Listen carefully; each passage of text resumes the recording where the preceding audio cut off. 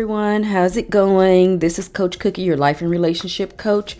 Thanks for tuning in to today's episode of Rising Higher. Here we chit chat about life, relationships, and I will give you some snippets for success to not only help you to survive, but to thrive. In today's video, I want to focus on how to find your life purpose. But before we get into that, let's talk about the high points from last week's video.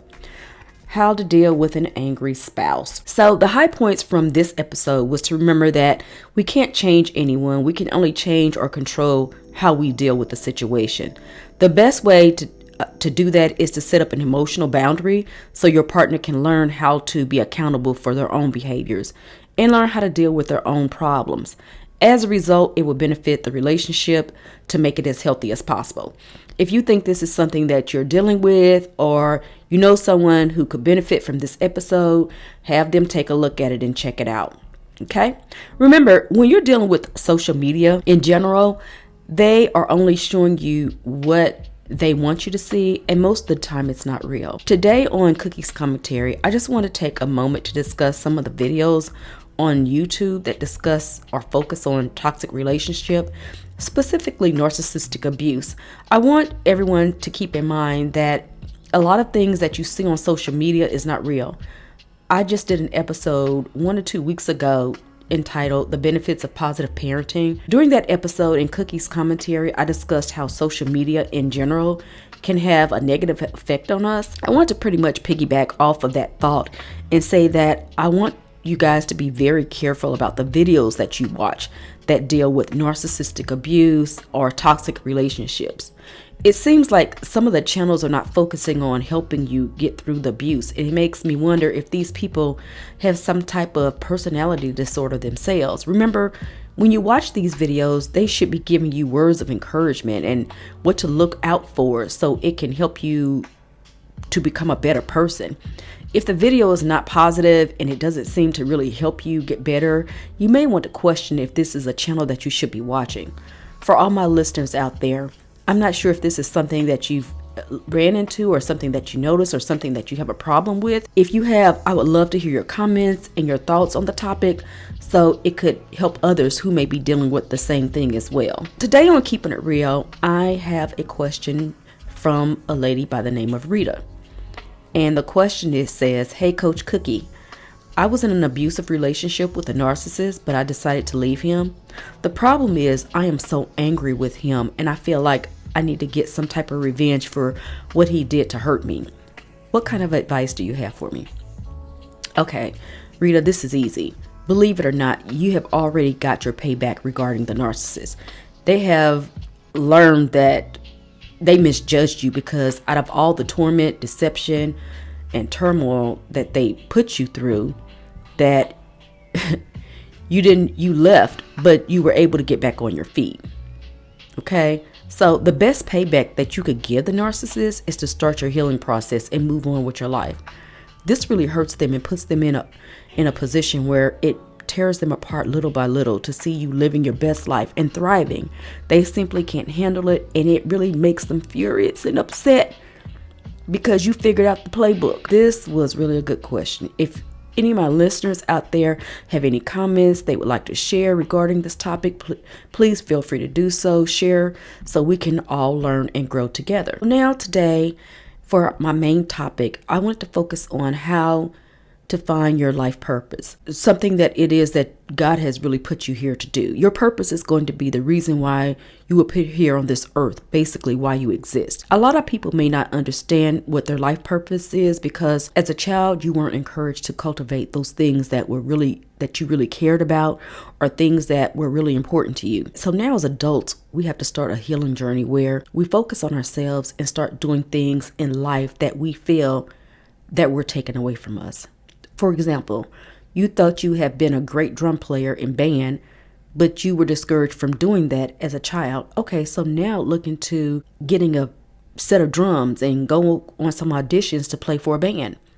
This is just one thing. There may be several things that you may find that you're interested in, and you need to explore them to find out what your purpose is. Then one day you will have your oh my God moment, and out of all the things that you've explored and done, you will find your passion. When you have found that one thing that is your passion, more than likely that is your purpose in life. The passion will be something that will be a gift. So your passion is going to coordinate with a gift. A gift comes to you naturally. It's something that you don't have to stress out about to do. Let me give you a really good example. When I was in high school, I could have graduated at 17 years old in the 11th grade. My mother told the principal of the school, no, find her something to do. I don't want to run in the streets. Find her a job or something. So earlier that year, I went on a field trip to a mental health hospital. And I felt so bad for them people because they were in straitjackets and they were locked up in small padded rooms. So my principal asked me what would I like to do, and I told him that I would like to have a job working with the severely mentally challenged at Bell Fountain State Hospital. So these men were functioning on a level of possibly an 8-month-old child, and my job was basically to cook, clean, and bathe them, take care of them, meet their basic needs.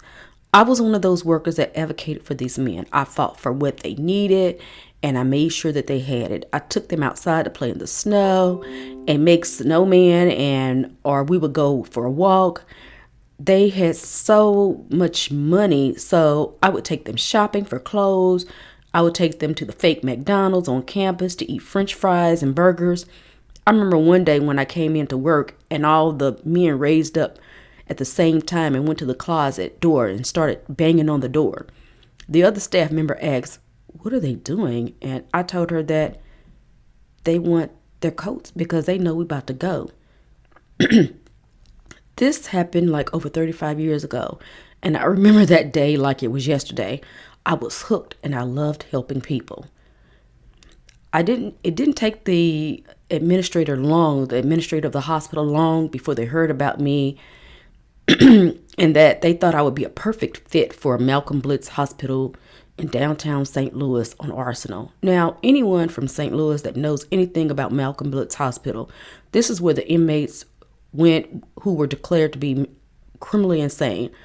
I was no longer a volunteer, but by 3 months, I had a full-time job.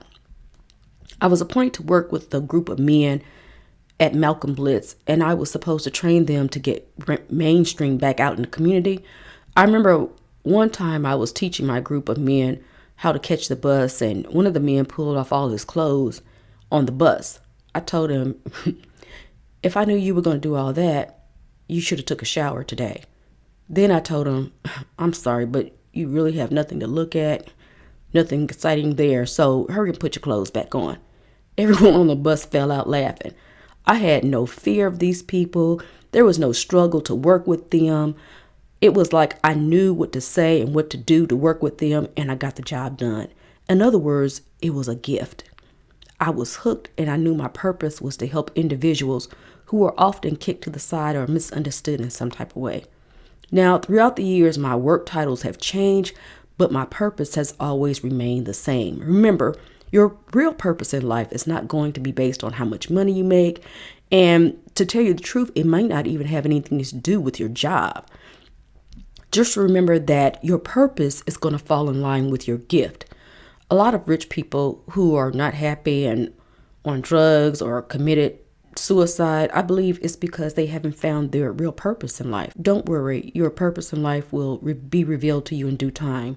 I want you to have a good time, enjoy the journey, and when you have your aha moment, you will know it. And that was when you will find your purpose in life. If you need help or encouragement while working on your purpose, let's talk about it. Contact me at heycoachcookie@gmail.com.